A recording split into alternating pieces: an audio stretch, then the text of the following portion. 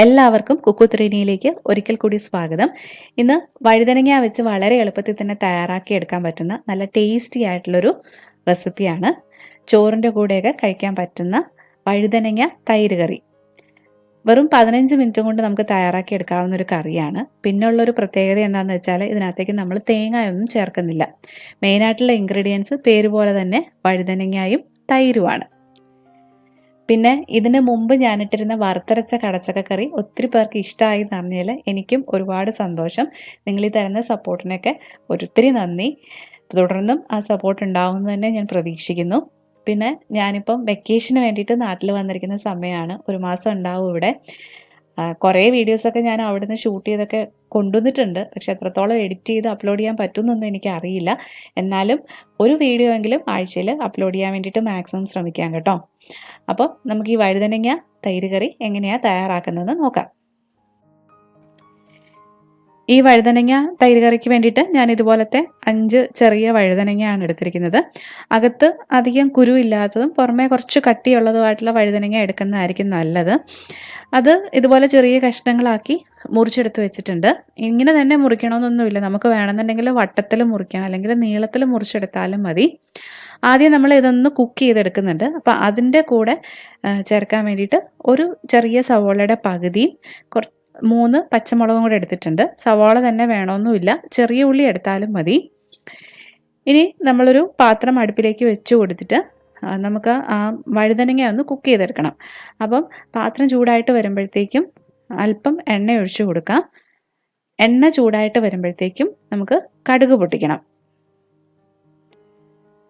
കടുകൊന്ന് പൊട്ടി വരുമ്പോഴത്തേക്കും ഇതിലേക്ക് നമുക്ക് ആ സവോളയും അതുപോലെ തന്നെ പച്ചമുളകും കൂടെ ചേർത്ത് കൊടുക്കാം. ചെറുതായിട്ടൊന്ന് വഴറ്റിയെടുത്താൽ മതിയാവും.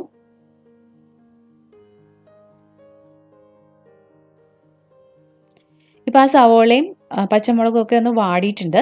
ഇതിലേക്ക് നമ്മൾ ചെറിയ കഷ്ണങ്ങളാക്കി മുറിച്ച് വെച്ചിരിക്കുന്ന വഴുതനങ്ങ ഇട്ട് കൊടുക്കാം. അതിൻ്റെ ഒപ്പം തന്നെ ഒരു 1/4 ടീസ്പൂൺ മഞ്ഞൾപ്പൊടിയും 1/2 ടീസ്പൂൺ കാശ്മീരി മുളക് പൊടിയും കൂടെ ഞാൻ ഇതിലേക്ക് ചേർത്ത് കൊടുക്കുന്നുണ്ട്. ഇനി തീ നന്നായിട്ട് കൂട്ടി വെച്ച് ഒരു 1 മുതൽ 2 മിനിറ്റ് വരെ നന്നായിട്ട് ഇത് ഇളക്കി കൊടുത്തോണ്ട് ഒന്ന് കുക്ക് ചെയ്തെടുക്കണം. നിങ്ങൾക്ക് ഒന്നെങ്കിൽ ഈ രീതിയിൽ ചെയ്യാം, അല്ലാന്നുണ്ടെങ്കിൽ വഴുതനങ്ങയിലേക്ക് ഈ 1/4 ടീസ്പൂൺ മഞ്ഞൾപ്പൊടിയും 1/2 ടീസ്പൂൺ മുളക് പൊടിയും ആവശ്യത്തിനുള്ള ഉപ്പും കൂടെ ചേർത്ത് പുരട്ടിയിട്ട് എണ്ണയിൽ വറുത്ത് എടുക്കാം. എന്നിട്ട് സവോള പച്ചമുളകൊക്കെ വഴറ്റി അതിലേക്ക് ഈ വഴുതനങ്ങയും കൂടെ ചേർത്ത് കൊടുത്താലും മതി. ഇപ്പം നമ്മൾ നല്ല തീയിൽ, നല്ല ഹൈ ഫ്ലെയിമിലിട്ട് ഇത് ഇളക്കി കൊടുക്കാൻ തുടങ്ങിയിട്ട് ഏകദേശം ഒരു 1 മിനിറ്റ് ആയിട്ടുണ്ട്. ഇനി നമുക്ക് തീ തീർത്തും കുറച്ച് വെച്ചിട്ട് മൂടി വെച്ച് ഈ വഴുതനങ്ങ ബാക്കി വേവിച്ചെടുക്കാം. ഈ വഴുതനങ്ങയിൽ നിന്ന് തന്നെ കുറച്ച് വെള്ളമൊക്കെ ഇറങ്ങും. അത് മതിയാവും ഇത് വേകാൻ വേണ്ടിയിട്ട്. പക്ഷെ നിങ്ങൾക്ക് ഒട്ടും വെള്ളമില്ലാന്ന് തോന്നുവാണെന്നുണ്ടെങ്കിൽ മാത്രം ഒരല്പം വെള്ളം ഇതിനകത്തേക്ക് ചേർത്ത് കൊടുക്കാം. ഒരു 1-2 ടേബിൾ സ്പൂൺ വെള്ളമൊക്കെ മതിയാവും. ഇതിനി നമ്മൾ തൈരിലേക്ക് ചേർത്ത് കൊടുക്കാനുള്ളതാണ്.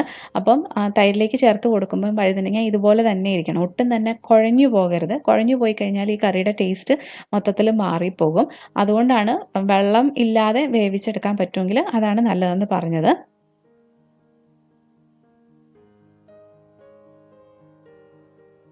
ഇപ്പം ഇടയ്ക്കിടയ്ക്ക് ഇളക്കി കൊടുക്കാൻ വേണ്ടിയിട്ട് വിട്ടുപോകരുത് കേട്ടോ. ഇപ്പം നോക്കുവാണെന്നുണ്ടെങ്കിൽ വഴുതനങ്ങയൊക്കെ ഒരു പകുതി വേവായിട്ടുണ്ട്. ഈ സമയത്ത് നമുക്ക് ഇതിനകത്തേക്ക് ആവശ്യത്തിനുള്ള ഉപ്പും കൂടെ ചേർത്ത് ഇളക്കി കൊടുക്കണം. ഇപ്പോൾ ഇതിനകത്ത് ഒട്ടും തന്നെ വെള്ളം ഇല്ലെന്ന് തോന്നുന്നത് കൊണ്ട് ഞാൻ ഒരു 2 ടേബിൾ സ്പൂണോളം വെള്ളം കൂടെ ഇതിനകത്തേക്ക് ചേർത്തിട്ട് വീണ്ടും മൂടി വെച്ച് ബാക്കിയും കൂടെ വേവിച്ചെടുക്കാൻ വേണ്ടിയിട്ട് പോവാണ്.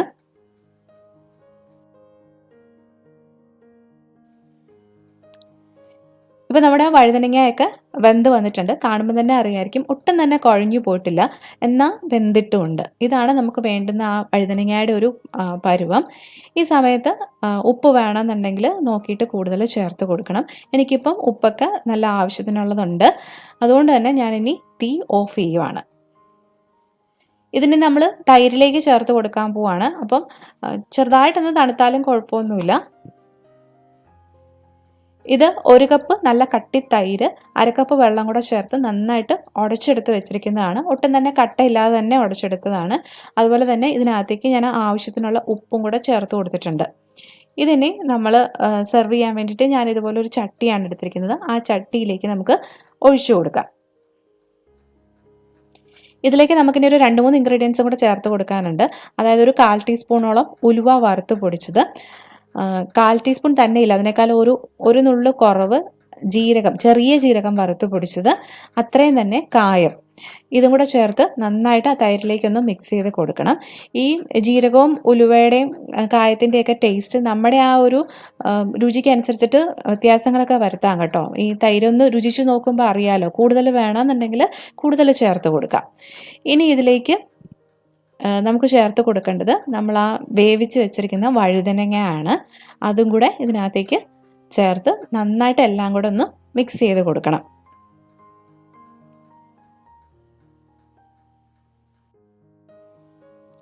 എല്ലാം കൂടെ മിക്സ് ചെയ്തതിന് ശേഷം ഒന്നുകൂടെ ഒന്ന് ടേസ്റ്റ് നോക്കുക. എന്നിട്ട് വേണമെന്നുണ്ടെങ്കിൽ ഉപ്പോ അല്ലെന്നുണ്ടെങ്കിൽ ജീരകമോ ഉലുവയോ ഒക്കെ കൂടുതൽ ചേർത്ത് കൊടുക്കാം. എനിക്കിപ്പോൾ എല്ലാം നല്ല പാകത്തിനുണ്ടെന്നാണ് തോന്നുന്നത്. അതുകൊണ്ട് ഞാനിനി കൂടുതലൊന്നും ഇതിനകത്തേക്ക് ചേർത്ത് കൊടുക്കുന്നില്ല. അതുപോലെ തന്നെ വേണമെന്നുണ്ടെങ്കിൽ ഇതിനകത്തേക്ക് കടുക് താളിച്ചും ചേർക്കാം. കുറച്ച് വറ്റൽമുളകൊക്കെ മൂപ്പിച്ചിട്ട് അതും നിങ്ങൾക്ക് താല്പര്യം ഉണ്ടെന്നുണ്ടെങ്കിൽ ചെയ്യാം. ഞാനിപ്പോൾ അതൊന്നും ചെയ്യുന്നില്ല, ഇങ്ങനെ തന്നെയാണ് സെർവ് ചെയ്യുന്നത്. അപ്പം നമ്മുടെ ആ ഒരു ടേസ്റ്റിനനുസരിച്ചിട്ട് ചെറിയ ചെറിയ അഡ്ജസ്റ്റ്മെൻറ്റുകളൊക്കെ വരുത്താം. വളരെ എളുപ്പത്തിൽ തന്നെ തയ്യാറാക്കാവുന്നതാണ്. നിങ്ങൾക്കിപ്പം കാണുമ്പം തന്നെ മനസ്സിലായിട്ടുണ്ടാവും. അപ്പോൾ എല്ലാവരും ട്രൈ ചെയ്ത് നോക്കുക. ട്രൈ ചെയ്ത് നോക്കിയിട്ട് ഫീഡ്ബാക്സ് ഒക്കെ മറക്കാതെ എന്നെ കമൻസ് ആയിട്ടും മെയിൽസ് ആയിട്ടും ഒക്കെ അറിയിക്കുക. അതുപോലെ തന്നെ ഇനി ഈ ചാനൽ സബ്സ്ക്രൈബ് ചെയ്യാത്തവരുണ്ടെന്നുണ്ടെങ്കിൽ മറക്കാതെ സബ്സ്ക്രൈബ് ചെയ്യുക. സബ്സ്ക്രൈബ് ചെയ്യുമ്പോൾ അടുത്തുള്ള ബെല്ലൈക്കണും കൂടെ ക്ലിക്ക് ചെയ്തേക്കണം. എന്നാലേ ഉള്ളൂ ഞാൻ പുതിയ വീഡിയോസ് അപ്ലോഡ് ചെയ്യുമ്പം അതിൻ്റെ നോട്ടിഫിക്കേഷൻസ് നിങ്ങൾക്ക് കറക്റ്റായിട്ട് കിട്ടുകയുള്ളൂ. അതുപോലെ തന്നെ ഈ റെസിപ്പീസൊക്കെ നിങ്ങളുടെ ഫ്രണ്ട്സും റിലേറ്റീവ്സും ഒക്കെ ആയിട്ട് ഷെയർ ചെയ്യാനും മറന്നു പോകരുത്. വീണ്ടും നല്ല നല്ല റെസിപ്പികളുമായിട്ട് വരാം. അതുവരെ ബൈ ബൈ, ടേക്ക് കെയർ.